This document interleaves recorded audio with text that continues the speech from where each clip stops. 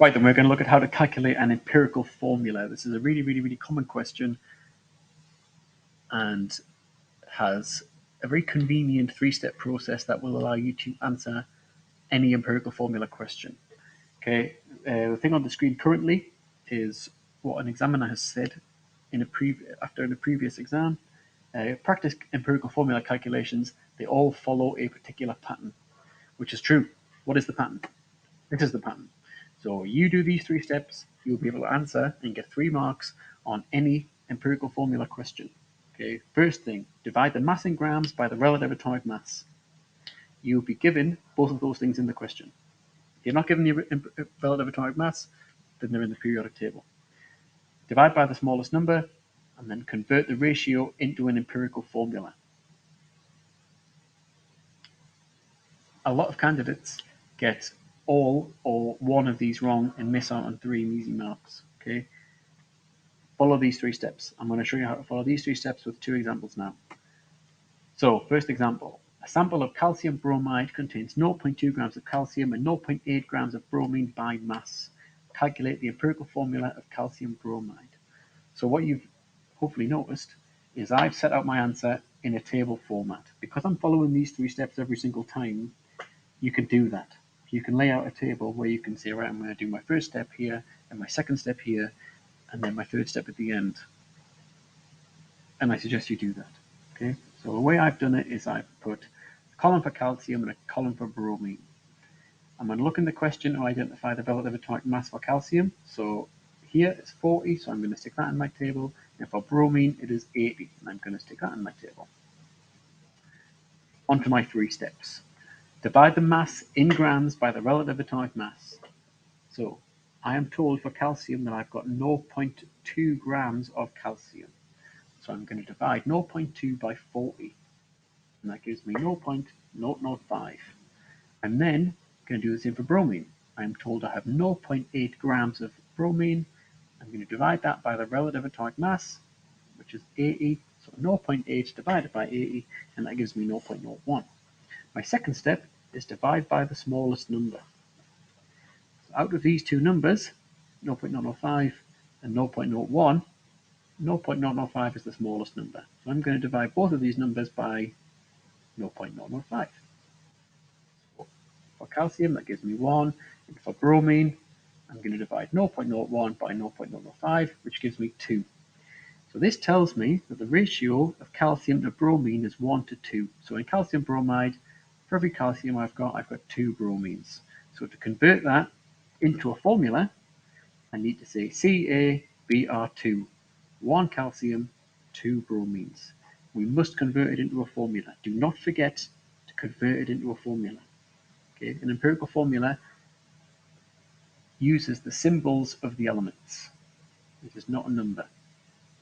If we look at the mark scheme, so the 3 marks correspond nicely to the 3 steps that I just gave you. So divide mass by relative atomic mass, calculate the simplest ratio by dividing by the smallest number, and then expressing the ratio as an empirical formula. So taking the numbers and making it into, this case, CaBr2, where we have 1 calcium and 2 bromine.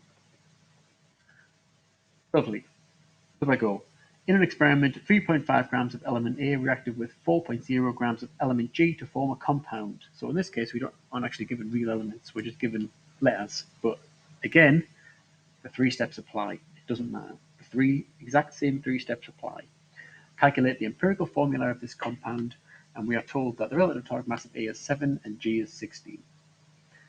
So I'm going to stick those in my table. I've got a column for A and I've got a column for G.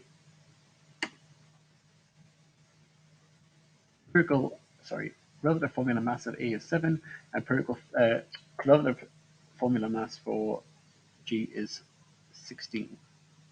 Now I'm going to divide the mass in grams by the relative atomic mass.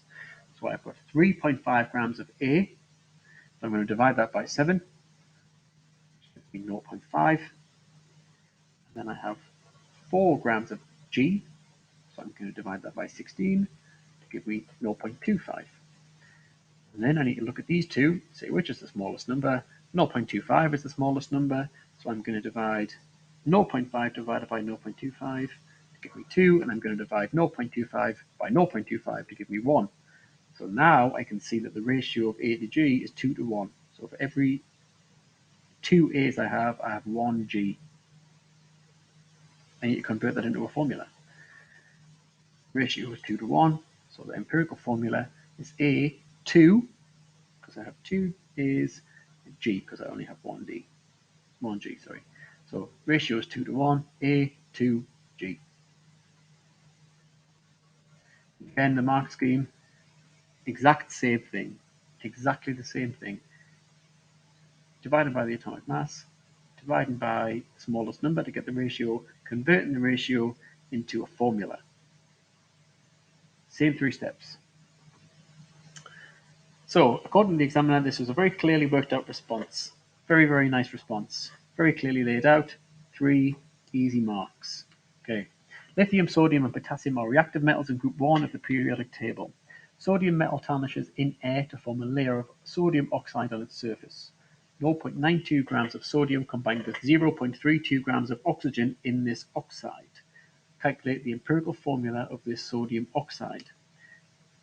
The relative atomic masses are oxygen is 16, sodium is 23. You must show your working.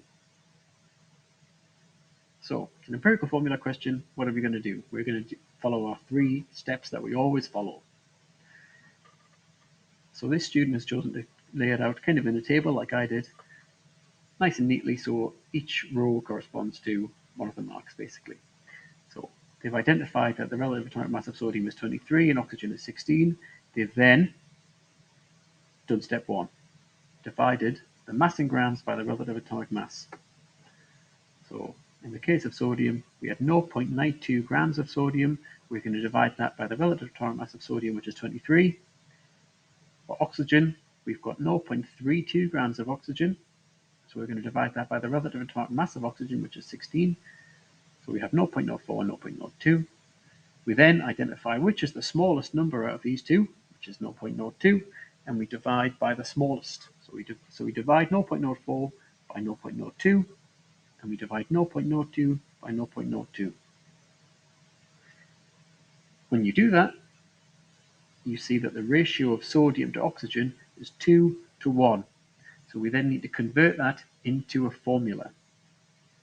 The formula is going to have 2 sodiums in it and 1 oxygen in it. So it's Na2O. So this student, very nicely, has done exactly those 3 steps. They've divided the mass in grams by the relative atomic mass, they've then divided by the smallest number, and they've converted their ratio into an empirical formula. Right, so you can pause the video and read these pieces of feedback from examiners previously from from empirical formula questions. But more importantly, you just need to practice those 3 steps. Okay, what it's basically telling you is these people don't follow these 3 steps. Is they don't practice it, they just go into an exam and they panic and they just multiply things together randomly and hope to get marks somewhere.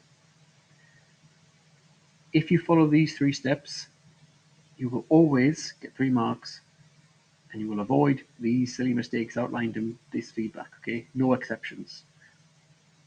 Practice those 3 steps.